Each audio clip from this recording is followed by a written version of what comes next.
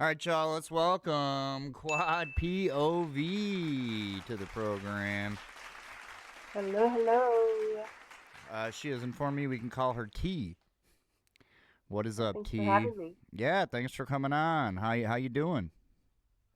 Oh, pretty good, pretty good. Weather's beautiful, can't complain. Yeah, I'd imagine it's probably nice in California most year round. Yeah, here in Michigan, not so much. We get like maybe 6 months, 5 months of like good, nice weather, and then it's just cold, rainy, crappy, snowy, wet, freezing. Oh, That's about it. no, it's the 70s, 12 months of the year. Nice. 10 All months right. of the year, it's in the 70s, yeah. Yep.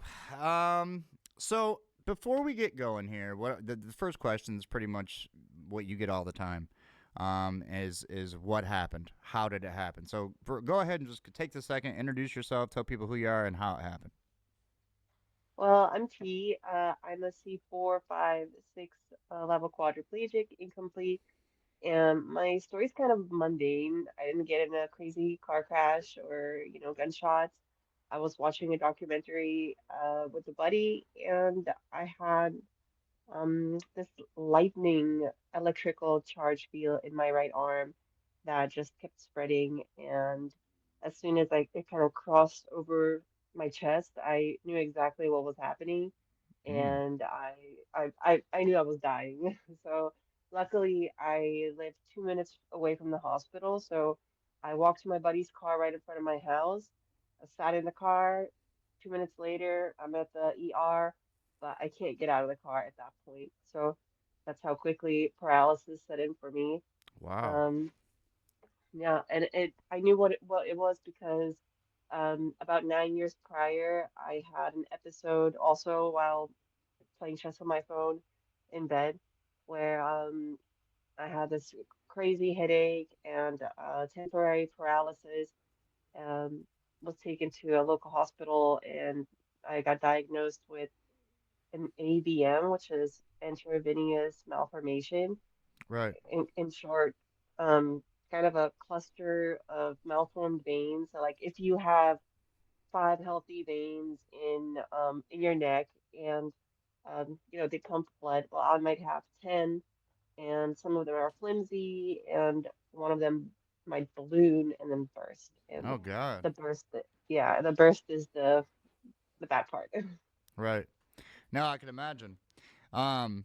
So it just kind of just one day just snuck up on you, and that's what happened. I mean, I just heard before there was a guy that I talked to, Professor Parks, where he literally just woke up one day and it was like he was paralyzed. So I mean, it's different, all kinds of different stuff. It kind of opens your mind to the broader aspects of, SCI and just paralysis in general. Um, Now, when did that happen? That was in January 2023. So I'm 2023. about 3 years in. So you're about 3 years in. Okay. Now, one thing I do want to talk about too is the mask you wear. Now, a lot of people are like, "Well, why is she wearing a mask inside?" Well, if you look at her content, what really got me was the turtleneck. What gave you the idea to kind of pull the turtleneck up and kind of like, you know what I mean? Do the Lone Ranger style, kind of keep your identity hidden. What made you want to do that? That photo's actually kind of old. I took that ages ago. It had nothing to do with my channel. And when I started the channel, to be honest, I didn't really plan to conceal my identity. I was just like a little afraid of the reaction I was gonna get. People can be mean on the internet, and I wasn't sure if that's something I was ready to experience. Like I don't think I'm quite strong enough person to get bullied on the internet quite yet. Right. Um, but I actually haven't experienced any of that. But um, pretty much within the first month of me creating my initial Facebook, I kind of set it up as a individual rather than a business or as an identity. And I didn't I didn't really know what I was doing. But the way I set it up, people could call my messenger, and there's no way I could stop calls Oh unless I gosh. completely disabled Messenger, which would be also my personal messenger, Right. my other account. And I was getting hundreds of phone calls, hundreds of phone calls I couldn't from imagine. devotees Oh yeah. and really creepy guys, and I was getting really creepy messages, unsolicited pictures, and that's kind of what got me to not want to show my face because initially I was just like, oh, let's see if people respond to this content, and then if I'm not if I'm not getting bullied, then like, I'm happy to share my life with people. But this experience really freaked me out. And then I saw another content creator, I think her content was kind of stolen, and then they used AI to animate her to say other things and do other things. Oh And that yeah. kind of freaked me out even more. Like these devotees, they really um they completely opened my door to a world I had no idea existed, and I'm not really that happy that I know that it exists either. Oh, I've heard that story before. Yeah, and it's always with the women. Like I always do this with the women. You know what I mean? You get a girl who's freshly injured. She wants to start sharing content, then all of a sudden she gets blown up by all these creepy guys. Never happens for the men. I've never gotten a devotee. Maybe I'm just ugly. I don't know.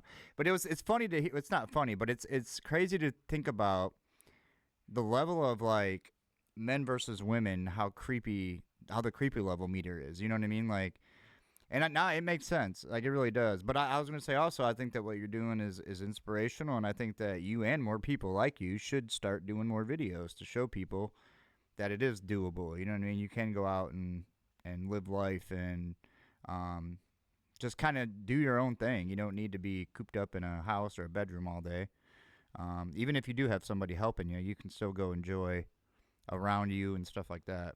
So I do appreciate what you're kind of starting out there. I appreciate that. I mean, for me, it's kind of self-preservation. I've always been a type of person who gets a little anxious being at home for too long. Mm-hmm. I have two kids, and like just going to the park for half an hour changes the mood of the whole household. So even for me, if I'm feeling a little down, just going to the grocery store and picking out something for dinner changes my mood and gets me in a better mental space. And it's just something I do for myself, and I think everybody should try it if if they are suffering at the moment. For sure, absolutely. All right. Now, what about your? You haven't been really too long in a chair, but since you've been in the chair, what has been like your biggest pet peeve about being in the chair? About being in the chair, I see. Well, I think maybe about maybe the perspective of how people treat me. Uh, I definitely noticed that sometimes people will come down to come down to my level to talk to me, Mm-hmm. like bend down low The or stooping, talk to me yeah, like I'm a stooping down. child, Yep. stooping down, just in general, infantilizing me. I don't know if they maybe think that I also have a learning disability. Like I have no idea where that comes from, but it I really dislike it. I know most of the time they don't think twice about it. This might be the first interaction they have with a person in a wheelchair. Like I try not to take things personally, but it is annoying. No, for sure. Definitely annoying. I'm mostly the person that I come up to everybody else. So it's like with me, I don't know. I just like the wheelchair put me bold. When I first got in my wheelchair, I knew that it was like, what can you do to me? You know what I mean? Like, I don't give a shit. Look at me however Yeah. you want. Like, I'm already a cripple in a wheelchair. What are you going to do to me? So it really kind of upped my confidence level just by being me. But I'm like that anyway. I'm an outgoing butterfly. You know what I mean? Like, I talk to everybody. Um, Oh, that's awesome. but yeah, the whole like stooping and talking to you like you're a kid or like you like, oh, hey. Like, dude, come on. Like I'm not a, you know what I mean? I'm not a broken toy over here. Like I'm still a person. Yeah, Yeah, yeah. Or I've when you're heard in a that before. restaurant and they talk to the person next to you about your order and Right. just these little things that again they bring to mind a child. I really not about it. Mm-hmm. Mm-hmm. Yep. What is your biggest fear about life in the chair? Hmm, that's a good one. I think well for me specifically, I because I have an ADM and I did go through an operation after the paralysis and they got rid of a big chunk of it, but there's still some left. And I'm a C4 quadriplegic, incomplete. And at the beginning, I lost function of my diaphragm, so I couldn't breathe on my own. I had a trach. Oh man. My left arm didn't really do anything at all. So right now I can, lift my arms up. I have some triceps. But I guess losing the ability to breathe, to speak, that would definitely be on the list of fears for sure. Um, because when you're already learn to live with so much less, it is less, right? Right. Um, like just I'd hate to I'd hate to adapt again for something a little bit more difficult. And I think probably I would imagine something pretty common is aging. Aging in the wheelchair Mm-hmm. sounds very scary. Yeah, Like, you ain't where do lying. you end up? Do you end up in a nursing home? Do you have, how much family do you have? Like, will my kids even be like, see ya, mom? Right. Just leave you to the wolves and go out and live their Yeah, lives. Yeah. yeah. Yeah. Like, It I'm is not something to think super about too. wealthy. Yeah. Yeah. No, for sure. Especially if somebody like doesn't have a home that they're buying or that they have significant income that they can come in and um there's all kinds of things that I've heard, but that just growing old and figuring that out, that's kind of a new one to kind of think about. I mean, I'm sure somebody said it before, but for me, it's always like thinking about these people that have the sores, and it's like they can't do Oh, anything yeah. to do anything to help them, to close them or to heal them, and it's almost like, well, what do? You can't stay off your ass the whole time. You know what I mean? Like Have you ever had one? I've had minor sores that have luckily healed over time, but like I still had to be very cautious. Like right behind my arm, my shoulder blade, I had one time for my shower chair that it was like poking me. We didn't realize it. Um, Interesting spot. yeah, or like I'll fall asleep on a lighter or something, and I'll wake up and there'll be a spot, and it's like, oh no, I freak out. I freak out like as soon as I see something. I'm like, oh no. And then my fiance usually calms me down. She's like, would you chill out? Like, it's not that bad. I'm like, oh, Oh, but okay. I'm glad you have somebody who can kind of look over if you're feeling anxious about it and have help you check that out. I'm sure that's really useful. Oh, yeah. Yeah, for sure. You don't realize, like you said, you take for granted all the things that you have now, and you don't ever think it could get worse, but it can. Um, Oh yeah. so you try to do what you can and enjoy life while you can. I usually tell people all the time, like my slogan is just one day at a time. You know what I mean? Just live one day at a time. Do what you can do, and try to find some kind of happiness. You really, I think that of course I've heard that saying, my whole life, take it one day at a time, take it that. But I don't think I fully understood it until after my injury, where I had no choice but to think about only that day because to think about any other day beyond that was too overwhelming. Right. So I think that's really good advice. I mean, for anybody, regardless of their situation, but I definitely get it now. So, Yeah. Yeah, definitely. No, I'm with you. It's one of those things you don't think about until you're actually now you're here in the moment and you're like, well, dang, just like you said, just to sit out in nature for 10 minutes with silence and the wind blowing and the birds chirping and can just kind of relieve you a little bit, you know what I mean, to get some of that stress off you. You never know. You never know. exactly, Um, exactly. here's a question a lot of people ask is dating slash married. Um, a lot of people are in relationships before the accident. Other people get in them afterwards, or they just never go back to it. What do you think about that? What's your story? I don't really have a story quite yet. Like 3 years in, um, I haven't started dating post. My my love life was always, I tried to kind of separate things from my kids and my personal life. So I never really mixed those together.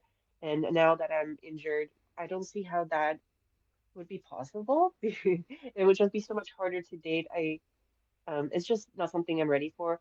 I think you should if you can. I think if an opportunity were to come, I take it, but it's just not a priority for me at the moment.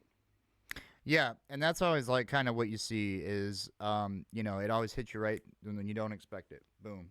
You know what I mean? You're just doing something one day, and then oh hey, like somebody helps you with something, or you might run into somebody in a hallway, or I don't know, who knows? Nowadays, in a wheelchair, you could go to get in your car and your wheelchair starts rolling away, and somebody brings it back to you or something. It's when Ha- you're Did you least meet looking for your it. Um, Did you meet your fiance after? I had met her before, and it was funny because I was an ice cream driver, and my friend drove ice cream truck, and he went and found a girl and met a girl that wanted him to bring a friend for her friend, so that was me. So I ended up coming over and we hung out. And then the next day I went home and they lied to us. So my friend lied to me and said that she wanted to see me again, and then her friend lied to her and said that I wanted to see her again, so that we would both hang out. So then we both hung out again, and then I never left. I just stayed there, Oh, and that's how it oh. went. So even though it was a lie, we still made it work. I don't know, it's crazy. Um, Hey, those are good friends, man. Those are good friends. They knew what's up. yeah, right. And then what's funny was they got together and lasted for like a week and broke up, and then we were good. So I was just living with her. It was funny. Um, but yeah, now we have a son, and he's 14, and it was a while ago. So yeah, there's somebody out there 14, for yeah. everybody, and for somebody to stay with you after an injury is huge. You know what I mean? Like Oh yeah. that's a big feeling. I remember feeling like I thought for sure she was gonna leave. You know what I mean? Like, and I probably wouldn't have blamed her. We was in a rough time before the accident, but surprisingly enough, she stayed around and learned about how to help me and take care of me, and we just went from there, and here we are.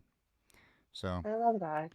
yeah, I can only imagine the situation that a loved one finds themselves in because you imagine a certain life for yourself and yeah, you don't want to be that person that leaves when things get hard, but I would hate to be that person and having to make that decision. That's for sure. You're it very lucky definitely to is a have big decision. Yeah, your girl. because your whole life just changed, and Yes. it's what do I? Are you gonna change your whole life to adapt to this person's needs now, Hmm. or are you just gonna say it's a nice knowing you see you later type deal? Yeah. Which both things do happen, but there's always hope. I think for somebody that really wants it. If you want something, if you want to be with somebody, if you want a relationship, chances are you'll be able to get into something. It just depends on what's out there. I tell you what, I'm glad I'm not in the dating scene anymore because holy crap, the Oh, it's pond scary out is there. scary. Yeah, yep, yep. It's like digging through trash, man. Digging through trash. I There you mean, go. I mean Dumpster that's diving. before I was injured. I feel like my standards are probably higher now that I'm injured. Once I do start looking, because you really can't afford to mess around with people who are not dependable at all, right? Right, So mm-mm, yeah. right. Yep.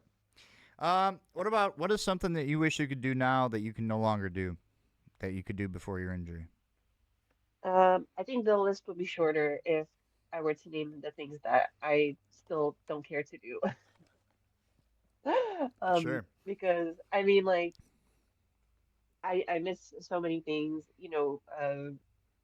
The wheelchair sucks, I'll tell you that, but the hands is really, Oh I yeah, was one of those, I I can was one of those imagine. people who was really good with my hands. I was a graphic designer for years. I knit, I loom, I paint, like all kinds of crafts were up my alley. That was just the kind of person I was. Like, and I miss that so much. Of course, I do still have some hobbies that are, like that, but it's never quite the same. Of course, I would love to go take a hike and swim in a river and yeah, rest with my kids and things like that. Mm-hmm. It, there is really not a thing that I wouldn't want to do. Maybe, I don't know. I don't think I'd probably go bungee jumping either way, I'll pass on that, but Yeah, I've never been a big thriller.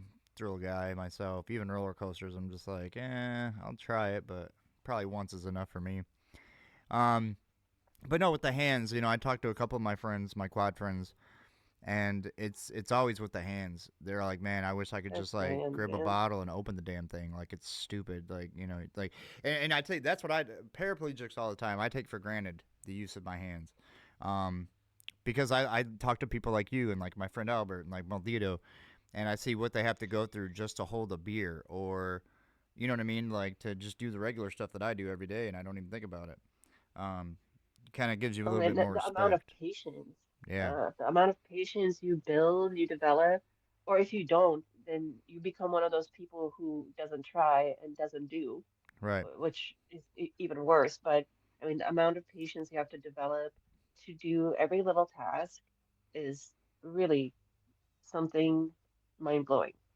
Mm-hmm. Yep, that is true. Um, if you could fix one thing about your paralyzed body, what would it be? Um, the spinal cord. Just the whole thing? Right, right. Get that back to normal. That'd be great. It's just that one thing, yeah. Yeah, sure. That's no problem. Um, no, I mean, I guess if it was just that one thing, I would say the hands again. Uh, but I miss my bladder, my bowels, Yep. my core stability. Yeah, it's hard to pick And one thing. That's kind of why I thought that question was kind of funny because it's like, well, damn, just one. Like, that's all I get. yeah, man. Yeah. But I yeah, can just definitely imagine hands. like a little fairy coming to you, like, what do you need? But the hands, yeah, I can understand that. If you could fix that and just have that good, it'd probably make your life a hell of a lot easier. Oh yeah, oh yeah. Because then, yeah, as a paraplegic, I'm sure, you guys have the bowel regimen and the neurogenic bladder and all that, but you can do that probably with time fairly easily on your own. But like, I still haven't figured out how to do a bowel regimen by myself. So I'm completely reliant on somebody to do that. And thinking about a colostomy, which, I don't think I want that quite yet either. Yeah, yeah, and that's for somebody like me, they train you in rehab or whatever how to kind of do your self digitals and stem yourself. Yeah. So I'm still there, but like sometimes I'll still get like the dizzy feeling where I might have to tilt back or lightheadedness or something. Um, Mm, the more I'm into my injury, the less it happens. But at first, it was happening a lot, so like I did need somebody there with me, but yeah, it's always like for something like that, in the bowel thing, I hear all the time like a lot of people want to fix their bowels. Like if they could fix one thing, it'd be that. For me, it's I do the every other day thing, and it's worked out pretty good. Luckily, I mean I don't. I know everybody's different. Everybody's got their own routines. Um, but that's kind of just what was brought to me and how I learned. But yeah, I don't know to have to like you said to have to rely on somebody every single yeah. time Yeah. is it's not only a pain, but it's like what happens when that person can't get there, or Exactly. And you know what I and mean? that's an issue because I've had a caregiver in the past who was with me for 9 months, and I honestly can't say too many bad things about her. She was really good while it lasted, but then she quit. Like, hey, I'm not coming in tomorrow. Today was my last day. And you are completely screwed because how are you gonna use the restroom now? This is a very basic thing that you need to get done. You might be able to skip a day or two, but it needs to happen. Right. So that's where the need for an alternative comes.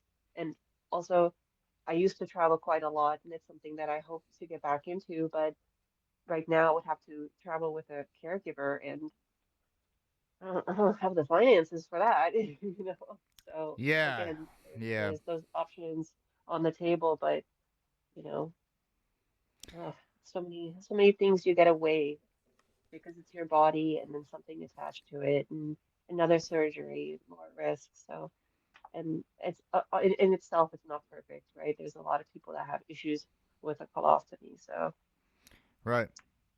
Right. Yeah, and that's a decision too that I couldn't imagine having to make. Um. So yeah, all these things wrapped up into one. Welcome to Paralyzed Life, pretty much. You know what I mean? I In a know, who nutshell. knew, right? Why didn't Um. nobody tell us? Right. I know. Why the hell did I learn about this in high school? What about your pain levels? Are you in any pain at all? Yeah, yeah, yeah. Yeah. I'm actually in a lot of pain most of the days.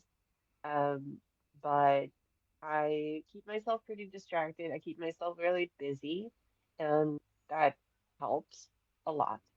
And I do have medication. I take baclofen, which really helps with the spasticity, which causes even more um, pain associated with that. Mm-hmm. So I mean, it's managed right now. It's not ideal. I wake up just feeling I'm on fire every morning. I open my eyes and uh-oh, your body's thinking, what's wrong with me every single morning. Um, but it's kind of sad to say that it's something I'm getting used to as well. You're just like learning to compartmentalize that and just try to focus on something else. Yeah. It does suck. I know the waking up in the morning and an instant pain feeling. It's every day, all day for me. Never ends, and like a lot of us. It's chronic. What does your pain feel like? So mine is like literally if there was a railroad tie that has been pounded into the middle of my back. So it's like right in my point of injury, which is like right in the middle of my spine, in between my two shoulder blades. Um, and it's just like it's a constant just burning. It's like there, you know what I mean? Like it just hurts.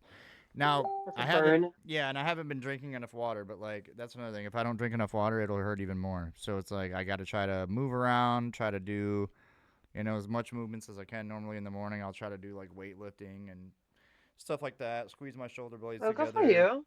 stuff That's like good. that. But yeah, it's I don't know. It's just a thing. It's there. It never goes away. It's just you kind of learn to live Right, with right. it. And now, do you have a feeling, do you feel differently in the areas that are paralyzed or So I have no. I'm tingling complete. or I don't have anything like if I slap my knee or like punch myself or something like that. I can't feel any of that, but I can feel like inside electro like pulses being sent. So I can feel like all of a sudden like a jolt come from like the top of my body down to my toe, my right toe or my left toe, and I can kind of feel it go back and forth. Not every that's single time interesting. all day long, but like here and there. I, Um, I have never heard anybody say that, and I get the same thing. I've had it since day one in the really, hospital. yeah. Yeah, It's hard to explain to somebody too because they're like, "Oh, okay, yeah, like electric," and I'm like, "No, it's like a jolt." So it's like, and yeah. it hits you, and you're like, "Oh, yep, there it is." And then And like it even bounces back, it bounced right? back. Yep, yep. But I can't feel anything. It's just like on the inside of my leg. So on the inside, I'll kind of feel like, um, or like if I'm getting stretches, I can kind of feel like relief a little bit on the inside of my muscles. Or like if I have to pee, I'll get like a goosebumpy feeling. Um, Mm-hmm. so that'll kind of tell me like, hey, something's wrong. Or sometimes it's not even that. Sometimes my foot's crammed in a shoe that's got a sock on the end of it, and I don't realize it or something. You know what I mean? Oh yeah, that's autonomic dysreflexia right Yeah. there. Yep. The AD. So that's what it does for me is Yeah. it gives me goosebumps and lets me know. Most of the time it's just you gotta pee. You know what I mean? Um, I've learned that now my stomach, if I eat something bad and like I'm gonna have an accident, my stomach will warn me about 5 minutes before it happens. My stomach Nice. it'll go like an alarm or something, and I'm like, oh, there we go, about to be a code brown. Let's get ready, batten down the hatches, and then we go from there. Oh, that's Um, great, man. Hey, any heads up is great. well, yeah, and like I said, you're pretty new into it, so I mean, the longer you're going, you'll realize you'll start to learn different things, and like with the movement on your arms and stuff, like stuff will start to come back little by little. I'm not gonna say you're gonna get full, obviously movement because who knows? I don't know. I'm not a doctor, but I've learned that it does like some stuff will come back. If you have a little bit of movement, you'll start to gain more and more. My pinky, when I first got injured, my whole pinky was completely shut. It wouldn't open. And I Huh. said, "What do I do? What do I do?" The doctor said, "Keep playing with it. Unless you want to go in and try to chop it off. If we cut those tendons, you won't feel anything." And I'm like, Hmm. I'll just play with it then." So I did, and it came back. So No, I definitely have experienced. I mean, I guess many people wouldn't say huge, but I would say huge progress from day one when I was in the ICU. And like I said, I couldn't breathe on my own. I couldn't lift up my left arm. I, my core was non-existent. Mm-hmm. Um, Last year in January, I had my trochanter surgery, which helps you reroute your, the way you catheterize through your belly button. And so it's a big abdominal surgery. And I swear, after that surgery, I have gotten so much more sensation back into my abdomen, including strength, um, control, strength, and sensation. And that was post two years after the injury, which they say that after 2 years, there's no difference. Right. But I still see things every day, little things coming, just making life a little easier. Right. Yeah. Nice. Um, and like they got these things. I should have put this as a question, but they got all this new stuff coming up, like this Elon's chip or whatever. Would you go get a chip if they were like, "Hey, we'll fix your body to get this chip put into your neck"?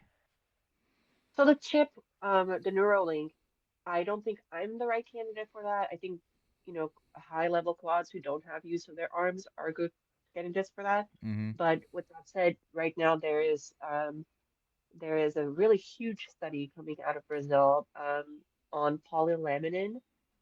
I think I'm saying that right. And it's a substance that is injected directly into the spinal cord, into the place of your injury, and it has been studied, I believe, on 8 people.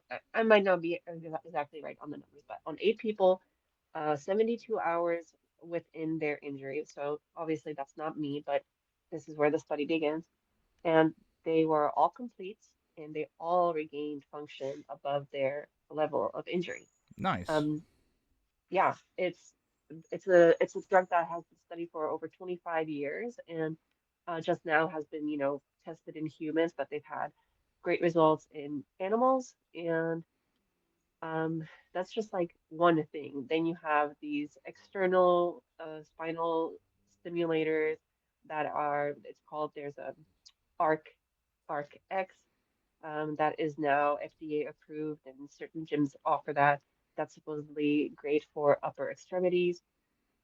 I would love to try that as soon as it becomes available somewhere near me, because the closest one right now is all the way in Pomona, which is more than an hour drive from my Right. house. So and it's not something that you do, once and done. It's a therapy you need to kind of focus on for a couple months. Right. Right. But there's so many things coming up um, that we might still be surprised on what we'll be able to do in 15 years.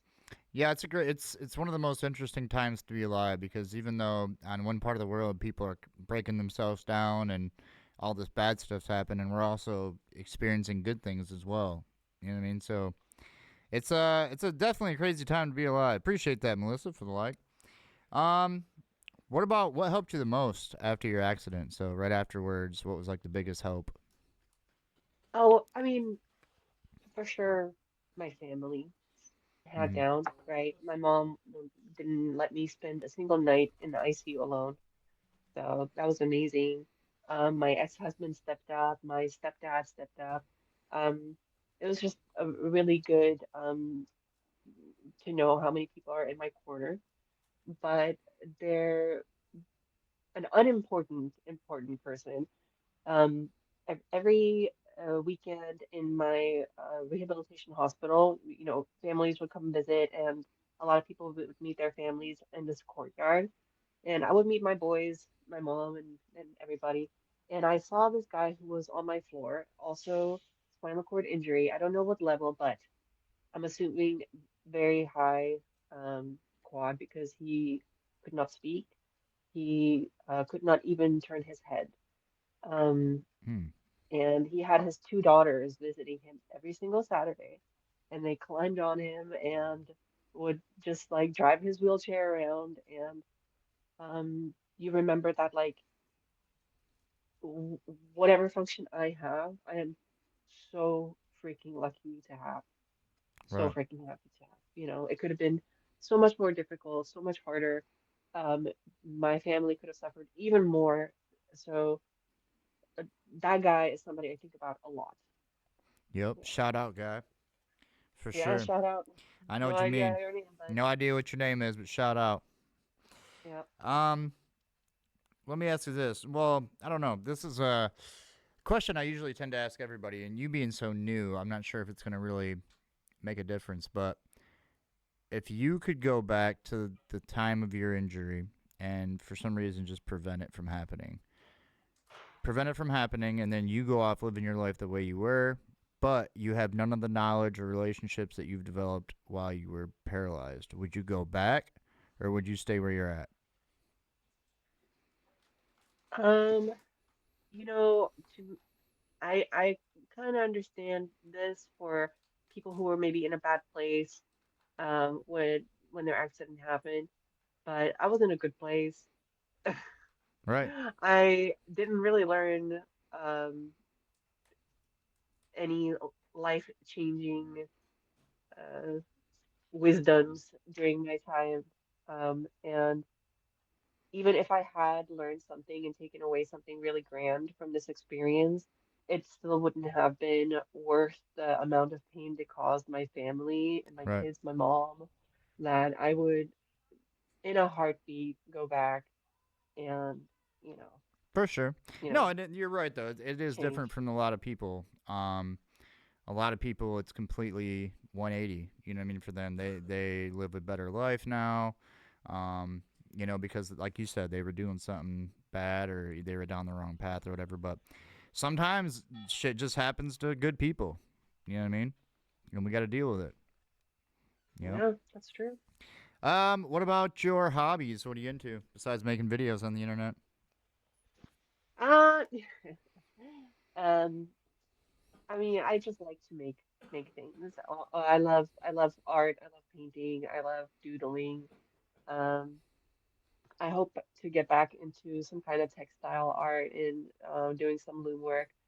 But that's kind of my thing, you know. I'm an artist. I went to art school. I did graphic design, so that's just kind of my passion All right. is like visual storytelling, I guess.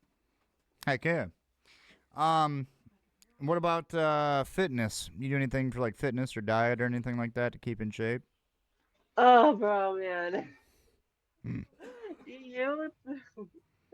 Oh my goodness. There's so many things I could be doing more of. But I do attend an adaptive gym. I go once a week. I do exercise at home at least twice a week on my own. Um, I have my chair is the standing chair, Oh, nice. so I get to stand up in it here and there.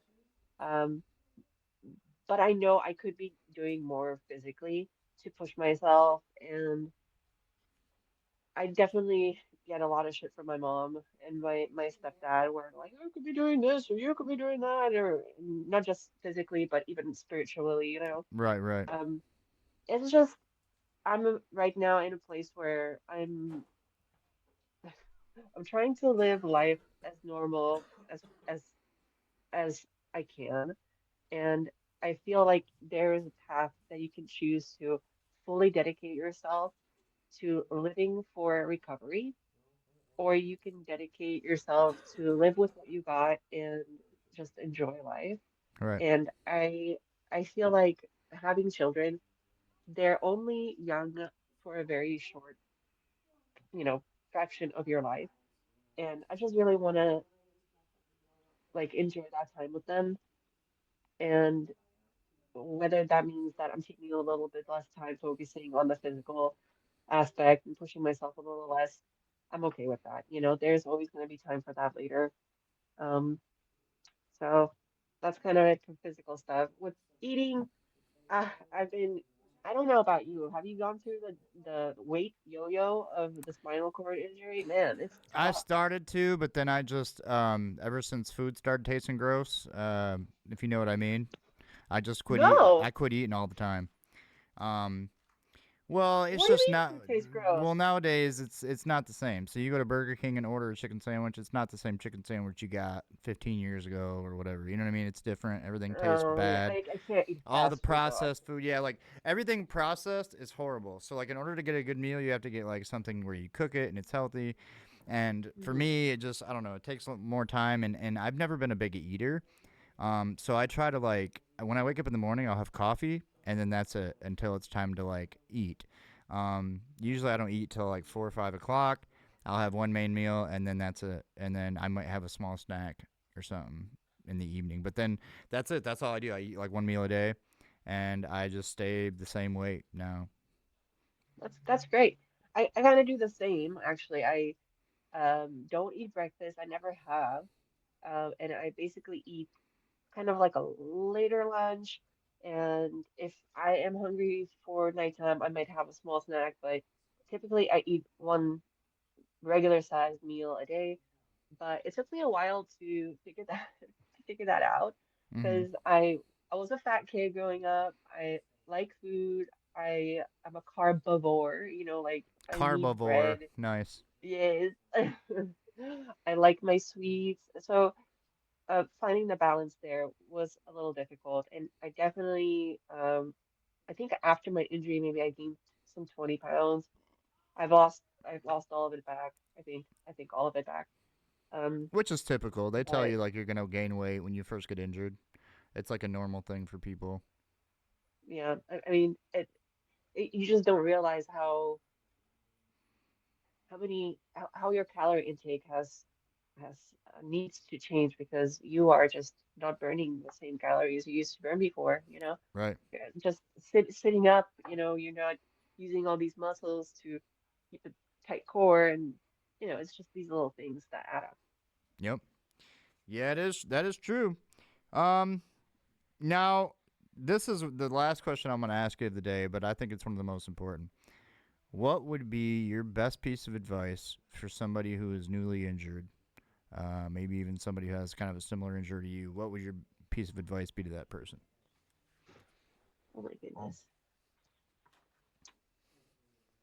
Um, I guess to preface it, I would say that for me, when I was first injured, it was really helpful being on the internet, actually, and seeing so many other quadriplegics just living a really solid fucking life, you know? Mm-hmm. Um, Steph, who's with You Walk, I Glide, um, Zach Wolf, he's Yeah, got, shout him out like because I'm gonna get coaching him on a business. wheelchair Wednesday. Woo!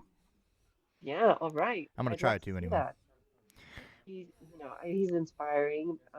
Just like these people that are showing that life is not easy. They're not sugarcoating it, Right. but that are also showing that it's possible to keep going.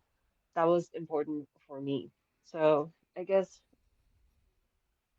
with that said, I would say, be open to the world around you, get into the community, and surround yourself with people who won't baby you because I had my mom and my family, people around me, they didn't let me stay complacent. And that goes also for my physical therapists. They really pushed me and they got me in a mindset where if I can try doing it on my own, I will. And it's Right. been really important for me because there's a lot of there's still there's girls I see online, other quadriplegics, usually younger girls that are still living with their moms and dads, and I see that they're having a really fun life and like still happy, but they aren't pushing themselves physically. And I think to myself how hard that will be for them once it's time to be on your own, Right. and that you might rely on somebody too much. And it's just surprising how many more things we can do independently than we really think. So I guess that be open to the community, push yourself and surround yourself with people that will encourage you, but also push you. So, Nice. I like it, folks. There you go. T, aka Quad POV. Thanks for coming on the show. Appreciate you. well, thanks for having me. Go ahead and stay with me. Don't go nowhere. We're going to talk to you here in a second. Everybody else, thanks for watching. Tune in next week for a new episode. Not sure who's going to be on there, but we'll get somebody. Until then, this is Rick. Rick, Wheelchair Wednesday, out. See ya.